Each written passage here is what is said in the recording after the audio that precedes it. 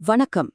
இப்போ உலகமே ஒரு விதமான அச்சத்தோட பார்த்துட்டு இருக்கிற விஷயம் அமெரிக்காவுக்கும் ஈரானுக்கும் நடுவுல உச்சத்தை அடைஞ்சிருக்கிற பதற்றம்தான். ஒரு முக்கியமான கெடு வேற நெருங்கிட்டு இருக்கு.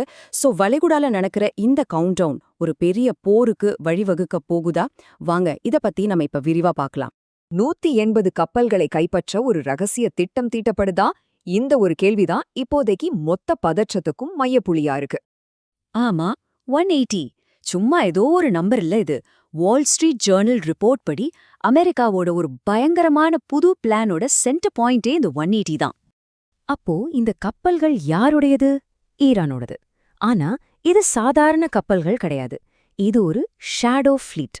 அதாவது சட்டத்தோட கண்ணுல மண்ணை தூவிட்டு உலகத்துல அங்கங்க இருக்கிற கடல் பகுதிகள்லயும் துறைமுகங்கள்லயும் ஒளிஞ்சிட்டு இருக்கிற ஒரு நிழல் கப்பற்படை. சரி, இந்த 180 கப்பல்களை பிடிக்கிற பிளான் ஏன் இவ்ளோ பெரிய விஷயமா பார்க்கப்படுது? வாங்க முதல்ல அதை பத்தி பார்க்கலாம். இந்த பிளான் என்னன்னு கேட்டிங்கன்னா, வால் ஸ்ட்ரீட் ஜேர்னல் ரிப்போர்ட் என்ன சொல்லுதுன்னா, அமெரிக்காவோட டார்கெட்டே ஈரானோட இந்த 180க்கு மேல இருக்கிற ஷேடோ ஃப்ளீட் கப்பல்கள் தான்.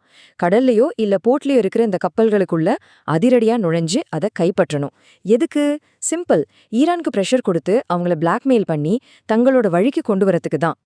சரி, இவ்ளோ பெரிய ஒரு ஹை ஸ்டேக்ஸ் கேம்ல முக்கியமான ஆளுங்க யாரு? வாங்க அவங்கள பத்தி இப்ப தெரிஞ்சுக்கலாம். ஒரு பக்கம் பாத்தீங்கன்னா, ஹார்முஸ் ஜலசந்திய எப்படியாவது திறந்தே ஆகணும்னு நினைக்கிற அமெரிக்கா அதிபர் ட்ரம்ப்.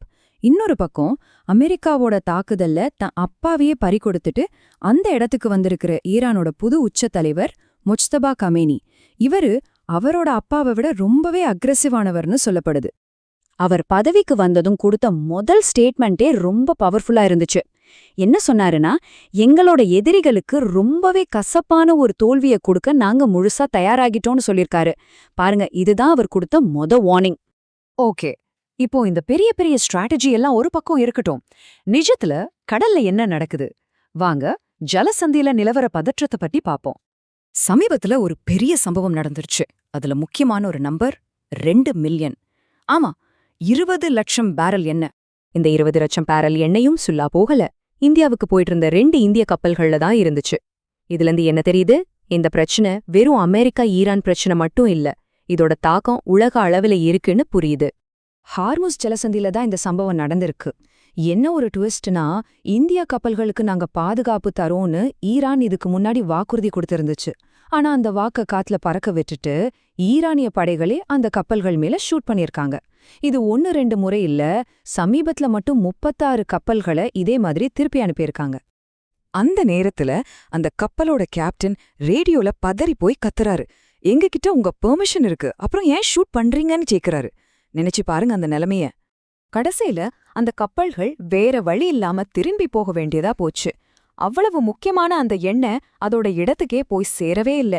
சரி, இதுவரைக்கும் நடந்த எல்லாத்தையும் ஒன்னு சேர்த்து இப்போ இருக்கிற டைம்லைனோட வச்சு பாப்போம். இப்போ நாம பார்க்க போறது ஒரு முடிவெடுக்கிறதுக்கான கவுண்ட் டவுன். இந்த டைம்லைனை பாருங்க. இன்னைக்கு டென்ஷன் பீக்ல இருக்கு. நாளைக்கு, அதாவது திங்கட்கிழமை, பேச்சுவார்த்தைக்கான கடைசி நாள். செவ்வாய்க்கிழமை போர் நிறுத்தத்தோட கடைசி சில மணி நேரங்கள். புதன்கிழமை ஏப்ரல் 22ஆம் தேதி அமெரிக்கா ஈரான் போர் நிறுத்தம் முடிவுக்கு வருது. டைம் ரொம்ப வேகமா போயிட்டு இருக்கு. இதுக்கப்புறம் என்ன நடக்கலாம்? நம்ம முன்னாடி 3 வழிகள் தான் இருக்கு. 1, போர் நிறுத்தத்தை இன்னும் கொஞ்ச நாளைக்கு நீட்டிக்கலாம். ஆனா அது பிரச்சனையே தீர்க்காது, சும்மா தள்ளி தான் போடும். 2வது, அமெரிக்கா அந்த கப்பல்களை கைப்பற்ற திட்டத்தை ஆரம்பிக்க போர் இன்னும் பெருசாகலாம். இல்லனா 3வது ஆப்ஷன், ஒரு முழுமையான அமைதி ஒப்பந்தம் போட்டு இந்த சண்டையே மொத்தமா முடிச்சுக்கலாம். ஆனா ஒரு சோகமான விஷயம் என்னன்னா, கிடைச்சிருக்கிற தகவல் படி இந்த 3வது ஆப்ஷன், அதாவது முழுமையான அமைதி ஏற்படுறதுக்கான வாய்ப்பு ரொம்ப ரொம்ப கம்மியா. அப்போ உலகமே ஒரே ஒரு கேள்விக்கு பதிலுக்காக காத்துக்கிட்டு இருக்கு. போர் நிறுத்தம் தொடருமா இல்ல போர் வெடிக்குமா? வளைகுடா பகுதியோட எதிர்காலத்தை அடுத்த சில நாட்கள்ல நாம பார்க்க போறோம்.